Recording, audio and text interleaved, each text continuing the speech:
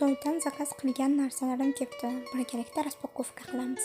Zakaz qilishni o'rganganimdan beri bu yerdan narsa olmaydigan bo'lib qoldim. Chunki Xitoyda narsalar arzon, sifatli va men istagan neobычный narsalar juda ham ko'p vыбор bor. Unga ko'chaga chiqa olmayman. Onlayn zakaz qilish men uchun juda ham qulay.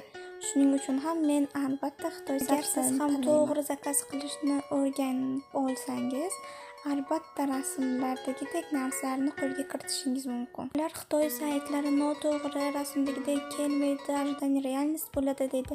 Lekin bu ularning xatosi, chunki to'g'ri zakaz qilmagan yoki ko'plardan eshitamiz, kargo narxi juda ham qimmat, narsani o'zidan ham qimmat bo'lib keladi deydi.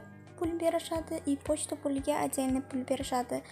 Buning yechimi u noto'g'ri kargochi tanlaganida, noto'g'ri kuratorda o'qiganida yoki o'zim eplayman deb internetdagi har xil saytlarni ko'rib, har xil videolarni ko'rib, pulini va vaqtini behuda sarflaganida to'g'ri bo'lavermaydi. Yoki bironta kurator olib o'qisangiz ham kuratorning darslari sizga tushunarsiz bo'lishi mumkin. O'zim ham kurs sotib olib to'g'risi yaxshi tushunmaganman va yana kurs sotib olaverganman. Ham shunaqa muammo bo'lmasligi, vaqt va pulingiz bekorga sarflanmasligi uchun men o'zimdagi hamma bilimlarni bitta video qilib guruhimga joylab qo'ydim. Darslarga qo'shilmoqchi va mendek xuddi sifatli va yaxshi narsalar zakaz qilishni o'rganmoqchi bo'lganlar kommentariyda kurs yoki direktdan kurs yozsangiz, men sizga batafsil ma'lumot beraman. Darslarni ko'rmaysiz, balki men nima zakaz qilsam, qaysi saytdan zakaz qilsam, hamma bilimlarimni siz bilan ulashaman.